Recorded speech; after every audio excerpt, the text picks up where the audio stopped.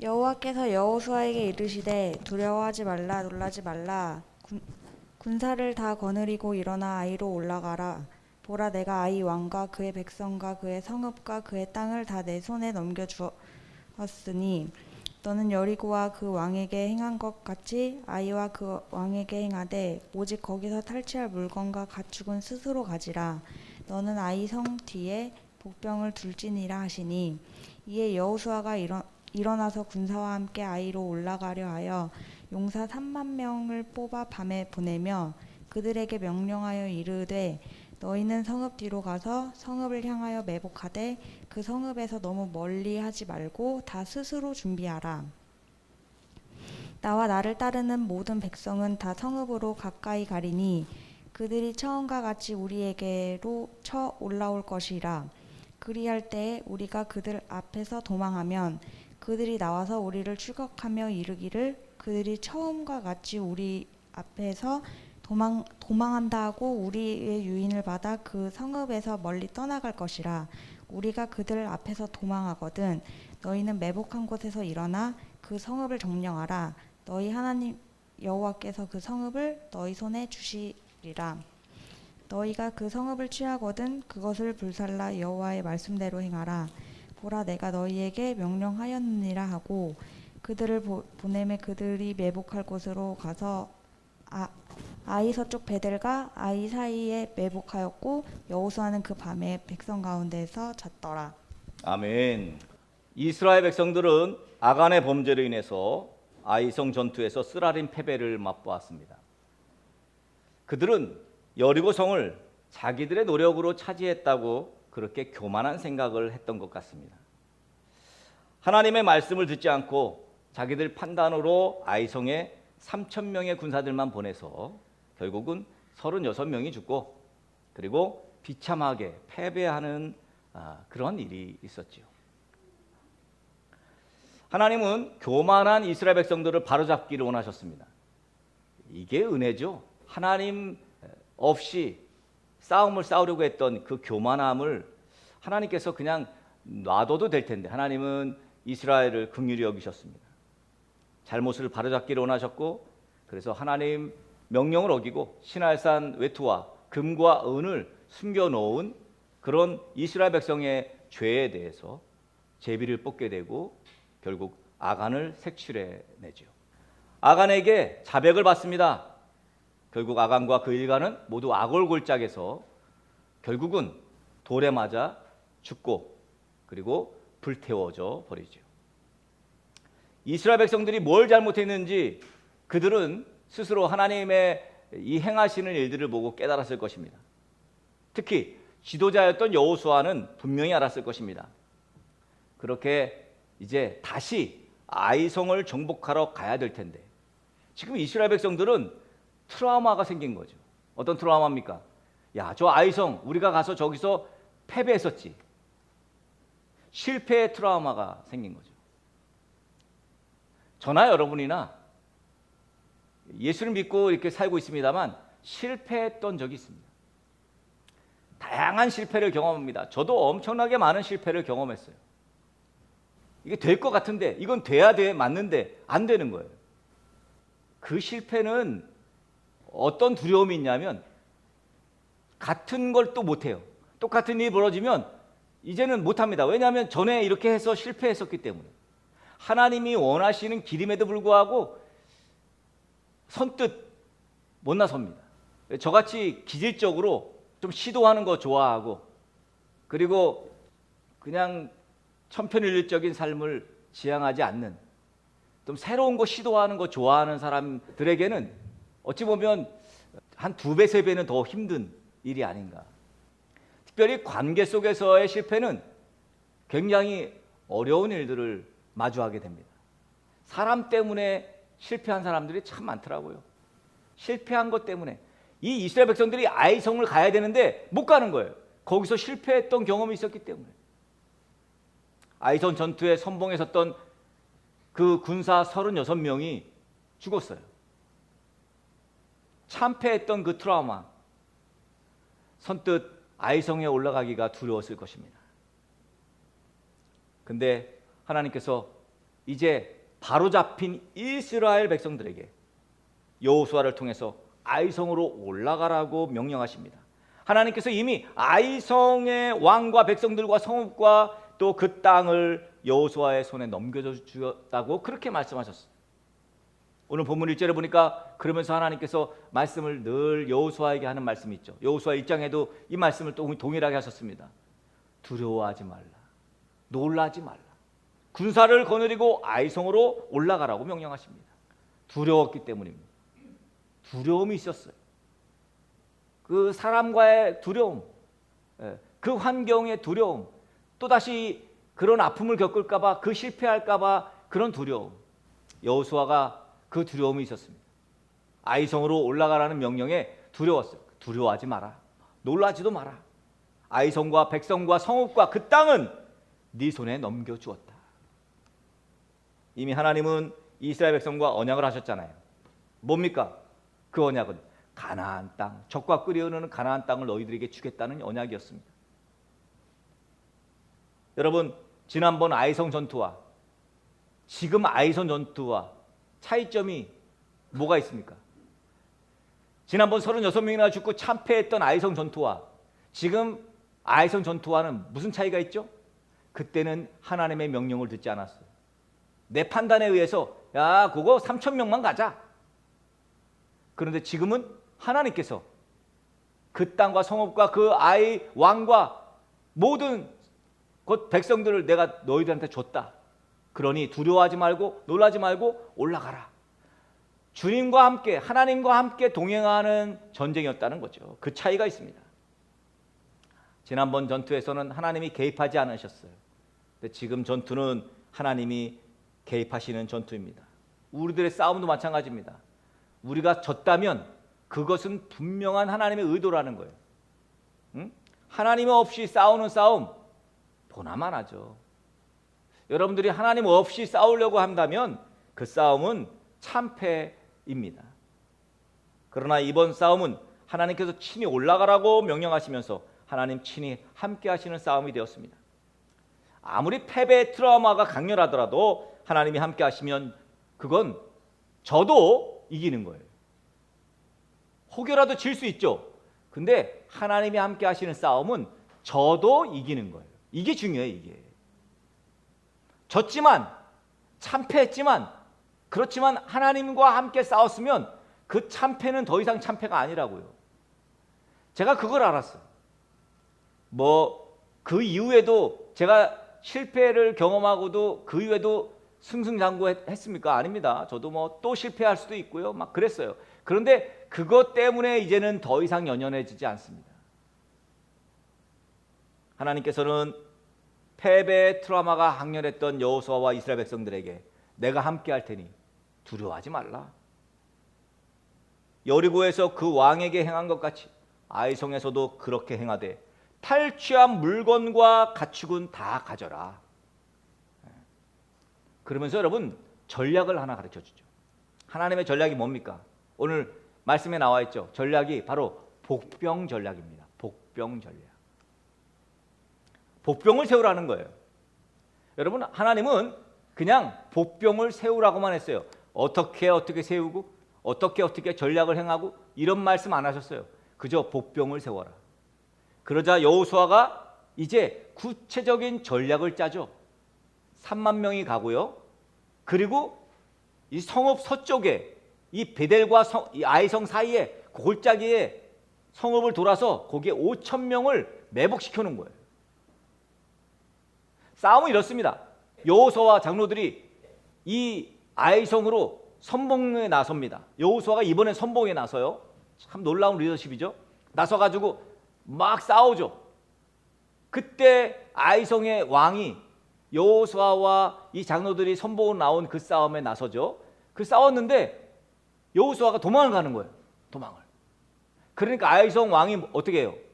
야, 지난번에 저놈들 우리한테 참패당하더니 이번에도 저렇게 도망가는구나. 자, 모두 나가서 저놈들 쫓아라.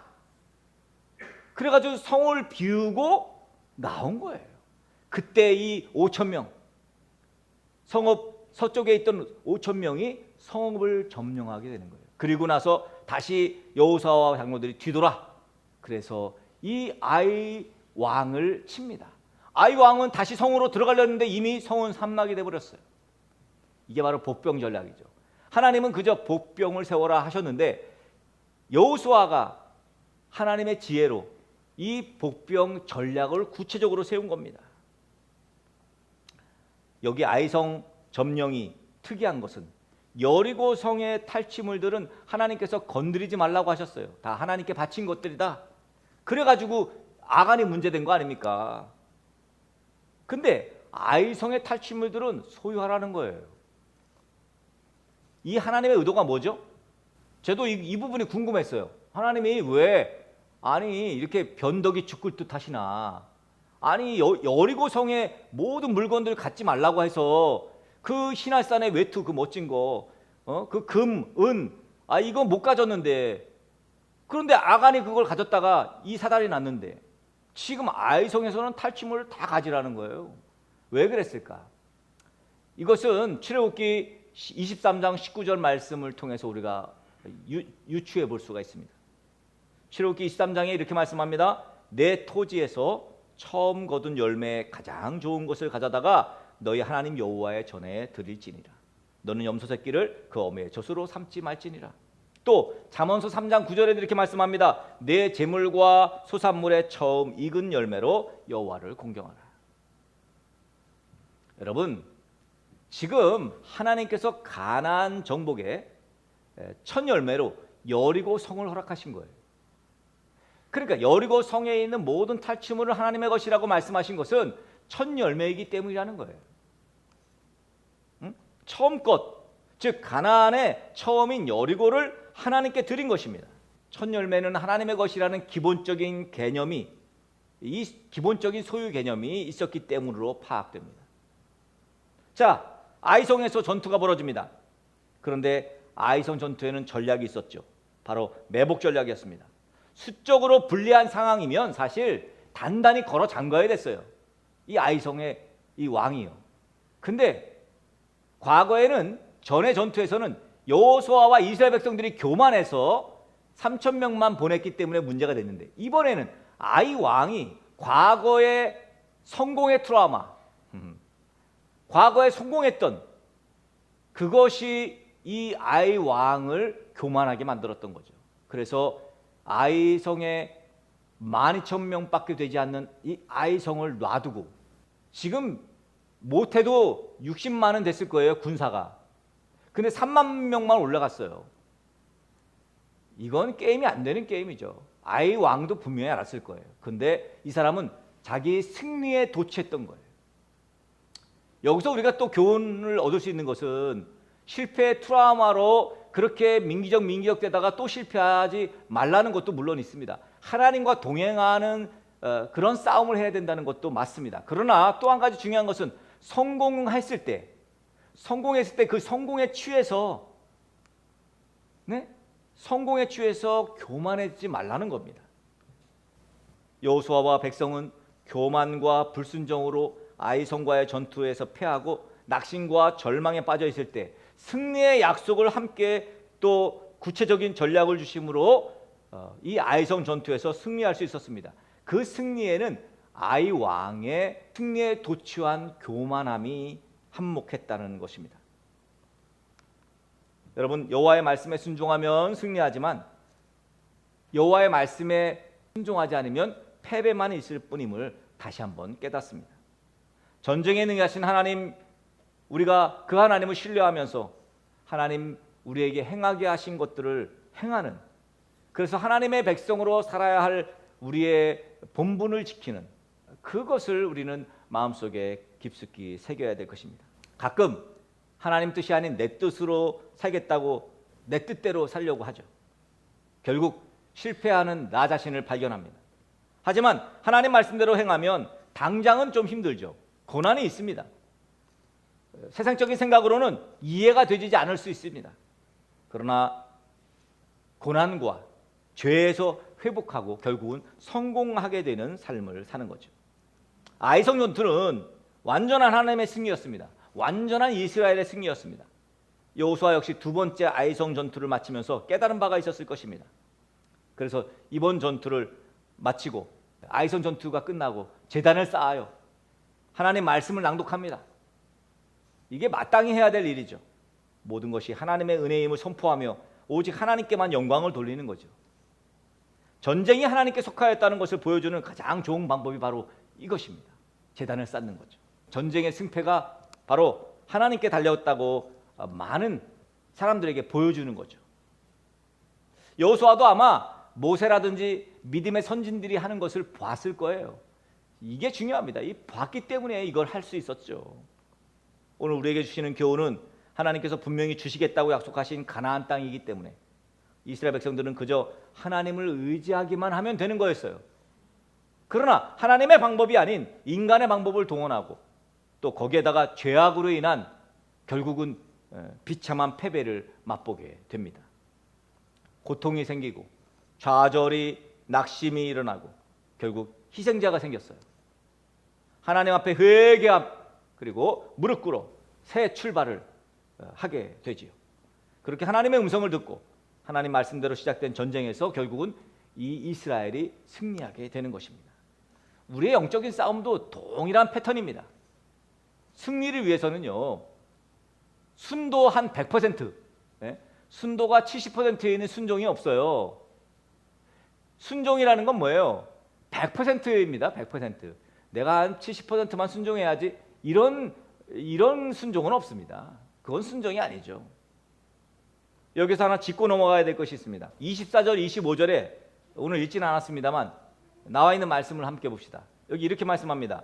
이스라엘이 자기들을 광야로 추격하던 모든 아이 주민을 들에서 죽이되 그들을 다 칼날에 엎드러지게 하여 진멸하기를 마치고 온 이스라엘이 아이로 돌아와서 칼날로 죽이매 그날에 엎드려진 아이 사람들은 남녀가 모두 12,000명이라.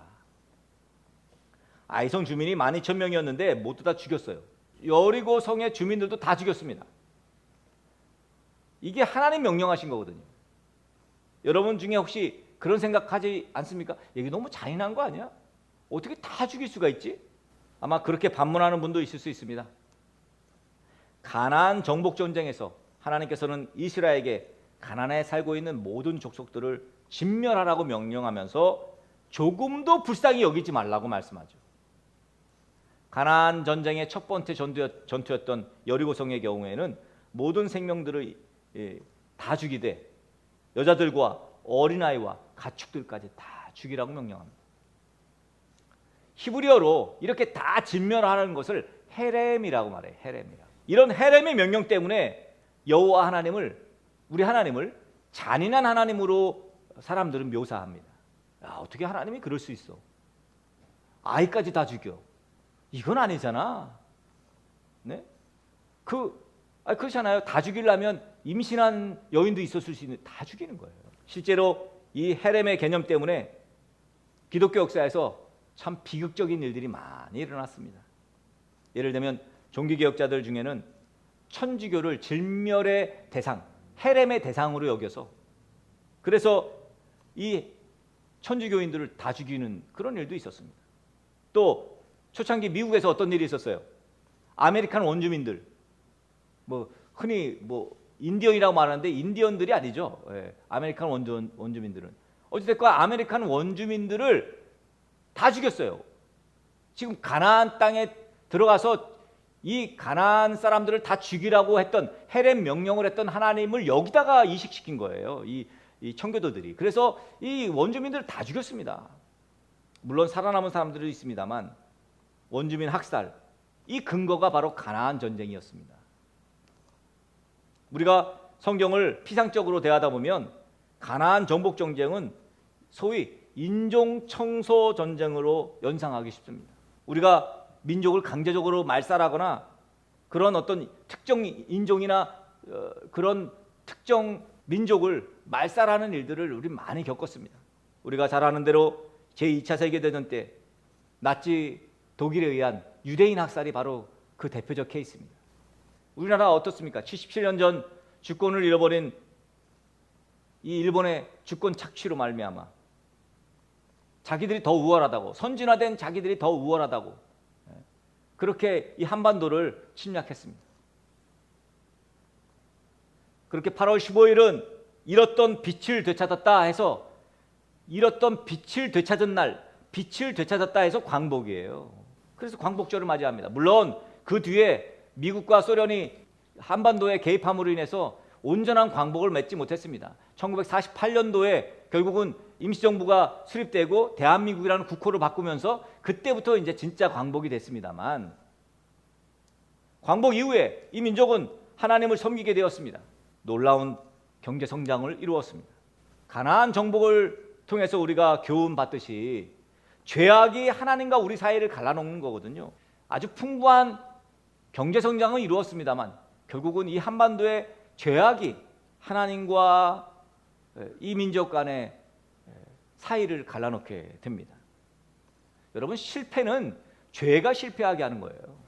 이 민족이 더 이상 하나님 앞에 죄를 지어서는 안 됩니다. 광복 77주년을 맞이하면서 저는 우리 한반도가, 우리 대한민국이 하나님 앞에 회개해야 한다고 생각합니다. 이 민족이 더 이상 하나님 앞에 죄를 지어서는 안 됩니다. 하나님께서는 범죄한 모든 인류는 하나님의 심판을 피할 수 없다는 것을 우리 노아의 홍수와 그리고 소돔과 고모라 사건을 통해서 잘 압니다. 여호수아 당시에 여러분 왜 헤렘의 명령을 하셨습니까? 왜 다 죽이라고 하신 거예요? 그것은 여호수아 이 당시에 가장 심하게 우상 숭배하고 가장 심하게 음란한 문화에 빠져있던 사람들이 바로 가나안 족속들이었습니다. 그렇기 때문에 가나안 족속에 귀속되고 동화되어지는 이스라엘 백성들을, 인간은 그런데 쉽게 동화됩니다. 그래서 바리케이트를 쳐야 돼요. 그래서 가나안 족속들을 진멸하라고 명령하신 거예요. 하나님으로서는 인간을 너무 잘하신 거죠. 하나님 만드셨기 때문에. 최후의 심판 때까지 하나님께서는 오래 참으시고 모든 사람들이 구원받기를 지금 원하십니다. 그런 측면에서 오늘 우리는 우리의 삶의 자리에서 하나님의 말씀에 순종하며 영적 싸움을 싸워야 됩니다. 승리의 조건 하나님이에요. 이 구체적으로 말하면 하나님의 말씀이죠. 승리의 조건 하나님의 말씀대로 사는 거예요. 하나님이 함께 하시는 삶이에요. 다시 말씀드립니다만 하나님이 함께 하시면 저도 이기는 거예요. 하나님 말씀에 순종하셔야 됩니다. 정말 치열하게 싸우셔야 돼요. 안 싸우고 그냥 편안하게 이것만 추구했다간 여러분 그건 결국은 우상 숭배하는 거예요. 이제부터는 더 늦기 전에 하나님 말씀에 민감하셔야 됩니다. 오늘 내게 주신 말씀에 민감하셔야 됩니다. 등대교회 모든 지체들은 하나님과 동행하심으로 또 하나님 말씀에 민감하심으로 매일매일 여러분에게 다가오는 영적 싸움에 승리하시는 복이 임하기를 예수 그리스도의 이름으로 간절히 축복합니다.